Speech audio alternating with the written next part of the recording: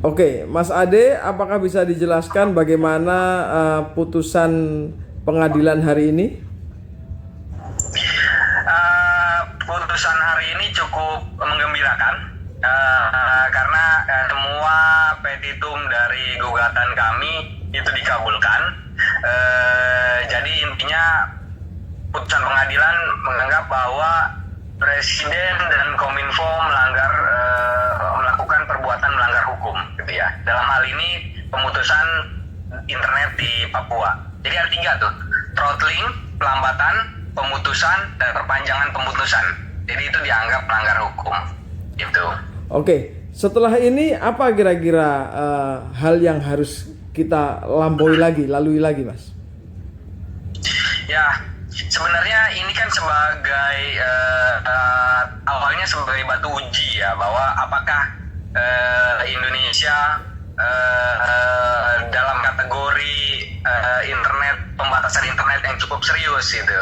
Karena dengan melakukan pemutusan ini sebagai pembatasan yang cukup serius di beberapa negara demokrasi. Nah, tapi ternyata putusan ini membuktikan bahwa memang dari institusi peradilan ataupun dari putusan ini membuktikan bahwa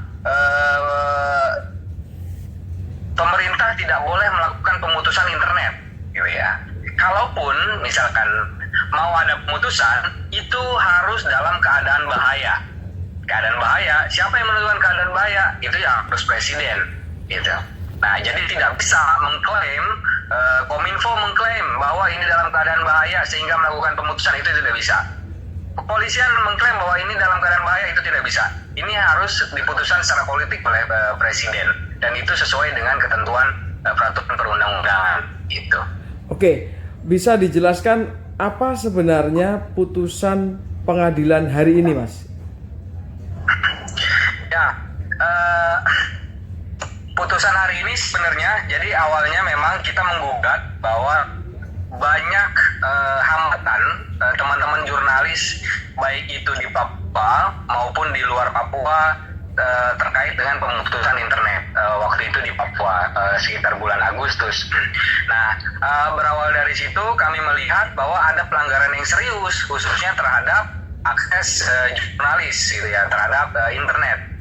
Kita kategorikan sebagai pelanggaran undang-undang pers, pelanggaran undang-undang dasar terkait dengan hak berkomunikasi dan lain-lain, dan juga terkait pelanggaran asas-asas umum pemerintahan yang baik. Nah, kemudian karena berawal dari pelanggaran itu, makanya kemudian kita melakukan gugatan ini, gitu loh. Tidak banyak tuntutannya, gitu loh. Kita tidak meminta ganti rugi ataupun misalkan permintaan maaf di beberapa media. Yang kita minta sebenarnya kepada pengadilan harus menyatakan bahwa yang dilakukan oleh pemerintah adalah sebuah pelanggaran hukum atau kesewenang-wenangan. Nah, dari situ sebagai pastinya akan menjadi presiden bagi khususnya hak berinternet di Indonesia. Dan jikalau ada kelompok atau sektor lain seperti e-commerce, Pemda ataupun kelompok lain yang merasa dirugikan, ini sebagai batu atau bisa dijadikan jalan untuk melakukan gugatan ganti rugi. Ya, karena perbuatannya sudah dinyatakan melanggar hukum, tinggal kemudian masukkan gugatan ganti rugi. Nah, itu sebagai peluangnya, gitu sih. Oke, ini apakah ini sudah tidak bisa lagi ada langkah hukum baik dari penggugat maupun tergugat atas putusan ini, Mas? Ya, ini kan masih belum berkekuatan hukum tetap ya. Tergugat 1 dan tergugat 2 itu masih memiliki waktu untuk melakukan banding ke Pengadilan Tinggi Tata Usaha Negara. Nah, kita lihat apakah dari tergugat 1 dan tergugat 2 ini melakukan banding atau tidak. Ya, harapannya sih nggak usah melakukan banding, akui saja kesalahannya, gitu ya, meminta maaf kepada masyarakat dan tidak mengulanginya. Itu sebenarnya sudah sangat cukup, dan justru masyarakat akan banyak mengapresiasi ketimbang, gitu ya, melakukan upaya hukum banding, gitu, meskipun itu hak hukumnya tergugat 1 dan tergugat 2. Oke, bagi masyarakat Papua, apa arti dari putusan ini, Mas? Ya, sebenarnya untuk masyarakat Papua sebenarnya jadi saat percakapan kami dengan jurnalis-jurnalis lokal di Papua, jangankan saat pelambatan ataupun pemutusan gitu ya, saat biasa saja internetnya susah gitu, lambat. Ini kemudian dengan dalih menyebabkan keonaran ataupun penyebaran hoax yang masif akhirnya diputus. Maksudnya gini, ini harusnya dari segi akses internet di Papua itu masih belum selevel dengan Jakarta, masih lambat banget gitu ya. Malah kemudian ini malah diputus aksesnya.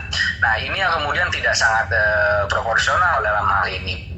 Nah kemudian ini juga menjadi mungkin kemenangan-kemenangan kecil gitu ya bagi masyarakat Papua yang selama ini juga sering mendapatkan perlakuan yang tidak adil gitu, dengan maraknya kasus-kasus kriminalisasi para tahanan politik gitu ya. Tapi hal lain ini juga harus dianggap sebagai kemenangan-kemenangan kecil, sebagai penyemangat bahwa hak asasi manusia itu bisa diperjuangkan dalam negeri ini gitu.